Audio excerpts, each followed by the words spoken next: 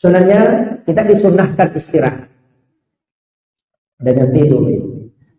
Walaupun tidur sebenarnya itu ada tidur yang memang dihitung oleh Rasulullah sebagai sunnah. Maka tidur yang berpahala itu adalah tidurnya orang yang mengistirahatkan diri untuk bangun ibadah. Itu tidur berpahala. Yang kedua, tidurnya orang yang mengistirahatkan diri setelah beribadah. Itu juga pahala.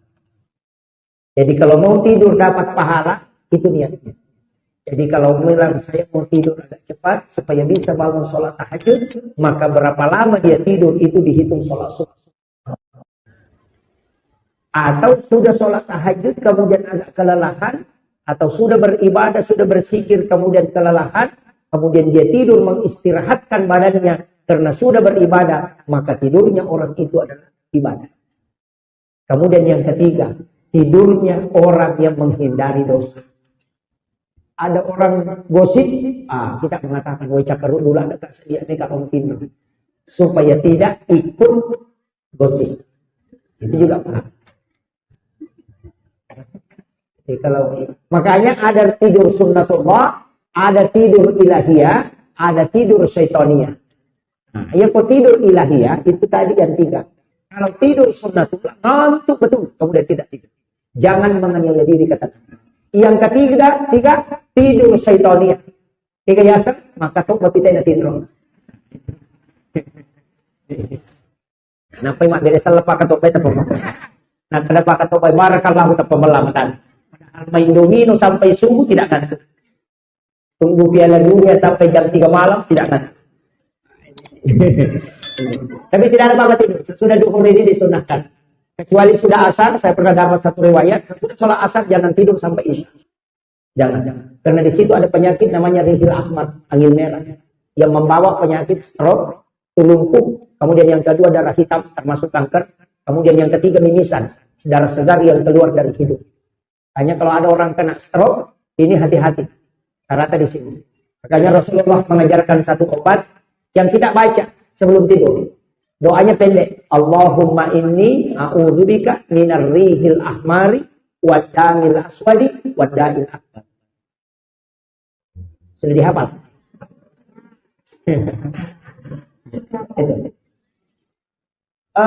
Rihil ahmar ini menurut beberapa riwayat ternyata pernah menimpa Nabi Musa alaihissalam. Juga pernah menimpa cucu Rasulullah. Imam Husain pernah kena penyakit ini. Hanya Jibril membawa obatnya. Makanya baca doa itu sebelum kita tidur. Namanya pejabat biasa tidur sesudah asar. Rihil ahmar namanya. Tempatnya menurut riwayat yang saya pernah baca adalah di dalam WC dan di belakang daun pintu, sering tinggal di situ. Makanya kalau ada orang jatuh di WC itu jarang selamat. Makanya kita baca Allahumma inni a'udzubika minar rihil ahmari wadamil aswadi wadail. Alhamdulillah kalau sudah hafal. Kalau tidak hafal nanti Pak Kiai yang ditanya. Beliau kita bersyukur. Ternyata di TNI ada pondok pesantren tidak. Ini luar biasa. Ini kalau Allah ingin menurunkan bala itu pasti dijauhkan. Karena itu hadis qudsi inni ahammu bi azabi falamma ra'aital umur al masajid wa julasahil Quran wa dildadil Islam. Itu hadis. Inni ahammu bi azabi. Aku ingin menurunkan azab di tempat itu. Falamma ra'aital umur al masajid. Saya tolak, saya tarik bala itu karena saya masih melihat orang-orang memakmurkan masjid. Wa julasahil Quran. Orang masih duduk-duduk membaca Al-Quran. Wa wildanil Islam. Anak kecil yang masih datang untuk belajar dan juga melaksanakan sholat. Makanya anak kecil yang masuk ke masjid itu jangan dilarang. Kadang-kala panitia itu kejar. Selalu anak-anak yang disalahkan padahal dia tidak disanggupi. Baru anak-anak yang ribut disalahkan. Saya sering begitu. Orang posting dia mengatakan kami sudah tawaf di Mekah Mukarramah. Kami sudah di depan Ka'bah. Langsung ada yang komen di belakang. Hati-hati. Ria itu bahaya. Padahal orang yang posting itu tidak ria. Cuma dia yang iri. Iya. Orang posting makanan, dia mengatakan hati-hati. Nampak ke makanan. Tidak, cuma dia yang iri. Makanya kadang-kadang hati kita yang sakit, baru kita salahkan orang. Begitu. Hati-hati, mesti tarik ke kita. Jangan bawa ke orang. Ini penting. Di sini ada anak-anakku, santri-santri yang datang, itu alhamdulillah luar biasa. Ini pondok luar biasa, Pak Bu. Kita bersyukur di tempat ini. Ada anak-anak kita yang tinggal di pondok. Saya wasiatkan kepada anak-anak sekalian. Satu kunci ketika di pesantren, saya di pondok pesantren itu 6 tahun. 6 tahun di pondok, kemudian selesai kuliah 5 tahun kembali lagi ke pondok. Lebih 10 tahun, hampir 15 tahun baru mendirikan pondok. Jadi satu kuncinya tinggal di pondok. Yang penting mampu melawan air mata. Itu kuncinya. Ya. Kalau air mata menetes, kasih tahu keluar memang mau semua, habis kita pulang. Itu kuncinya. Iya. Yang penting mampu melawan air mata. Anak yang tidak bisa melawan air mata dia akan lari dari pondok. Tapi ingat, orang yang masuk pondok 1 bulan sampai 8 bulan, penyakitnya pertama pasti gatal-gatal. Muncul nanah di sela-sela tangan. Itu adalah ujian pertama. Penyakit itu tidak ada obatnya. Saya sudah bicara dengan dokter ahli. Tidak ada obatnya. Obatnya cuma satu. Itu pemberian Allah. Apa? Sinar matahari. Pakaian yang disimpan di dalam kamar yang tidak terkena sinar matahari. Dari situlah berkembang virus. Sehingga anak itu tangannya gatal. Itu makanya kalau kena gatal langsung keluarkan semua pakaian dikeringkan. 1 hari saja masukkan kembali. Itu akan mati kumannya sedikit. Itu obatnya. Itu kali di pondok itu stres. Gara-gara itu. Nanti ada dokter ahli bilang, oh ini hanya obatnya gampang sekali. Cukup matahari. Nah ini tidak usah makan obat. Itu aja. Dan itu ujian. Kalau 4 bulan gatal. 5 bulan, 6 bulan demam. Nanti kalau sudah sampai 1 tahun, bertahan itu. Insya Allah. Nah, cuma anak-anak memang begitu. Kalau 1 kali 1 bulan pulang, kalau minggu terakhir pasti banyak kena sakit kepala. Karena sudah habis uangnya. Saya tahu penyakitnya orang pondok.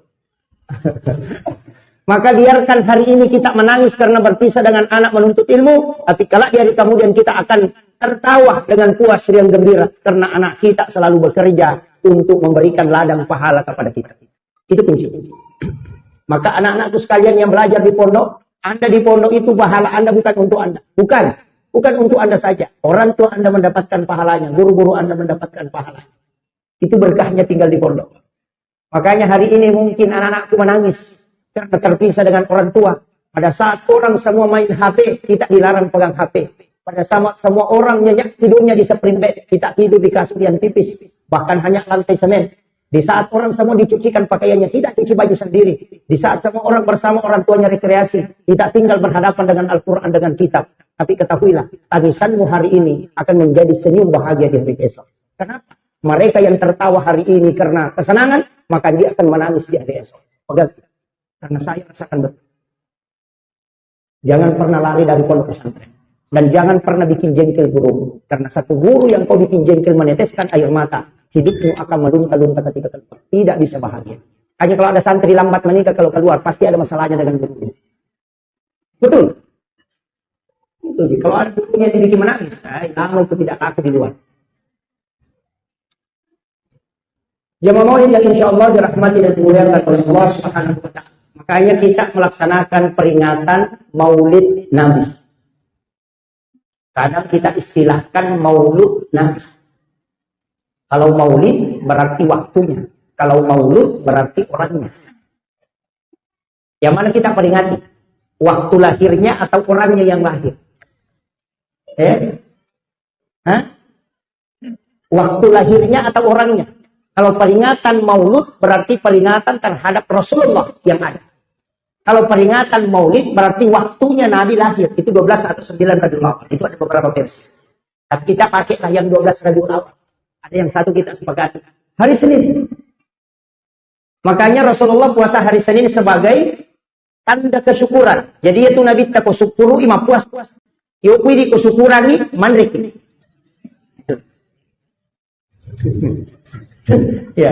Ya Nabi kan kalau syukur berpuasa, makanya dia bersyukur lahir hari Senin, makanya dia puasa hari Senin. Beliau kan ditanya, ya Rasulullah, mengapa engkau puasa hari Senin? Rasulullah menjawab, karena saya lahir dan juga wahyu pertama turun itu hari Senin. Makanya saya punya mursyid itu di Aceh mengatakan kalau mau beli kendaraan, beli hari Senin.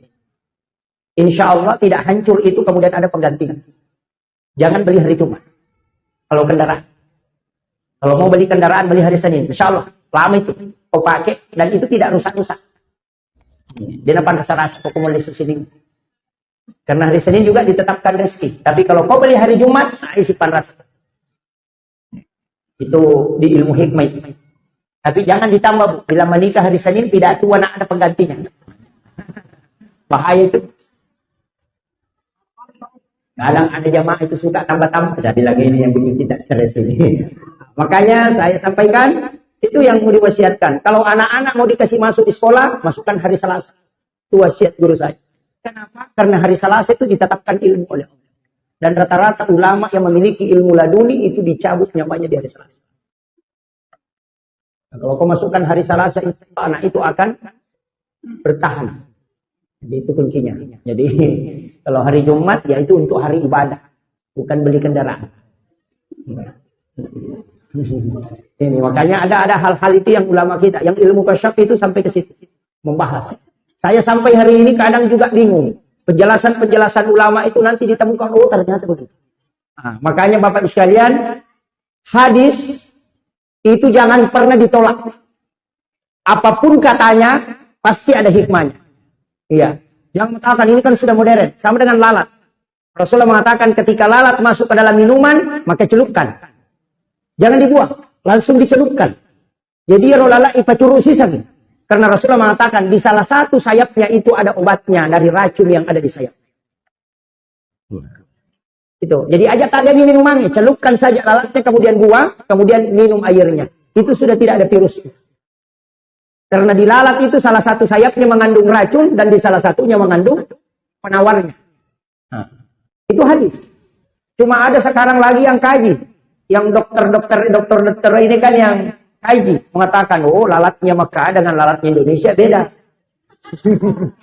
Kalau lalat Mekah ya singgah saja di padang pasir, tidak ada kotoran. Kalau lalat Indonesia, oh semua dia tempati.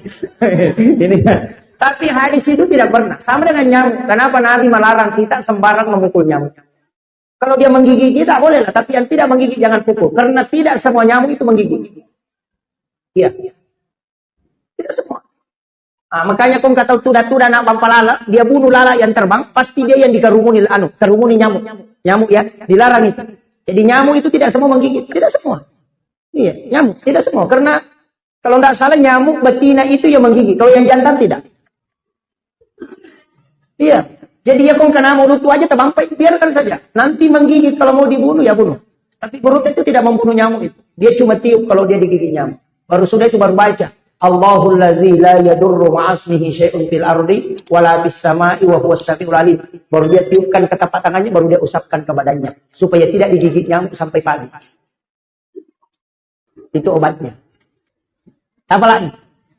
Tapi kalau dipakai Allahul ladzi la yadurru, bukan bismillahilladzi. Kalau langsung dipakai, langsung pakai Allahul ladzi la yadurru ma'asmihi syai'un fil ardi wala sama'i wa huwas samiul alim. Ternyata saya dapat di satu buku sejarah, inilah yang dibaca Amirul Mukminin Umar bin Khattab pada makanan 7 kali sebelum dia makan. Kalau ada kambing, bacakan itu baru makan. Yang takut kena kolesterol, baca itu. Allahul ladzi la yadurru ma'asmihi syai'un fil ardi wala bis sama'i wa huwas samiul alim. Apa lagi? Dari itu kado-kado mak, kau masih nak lupa iman. Ya, maka pacar ramai makan dia, agak nasa isa.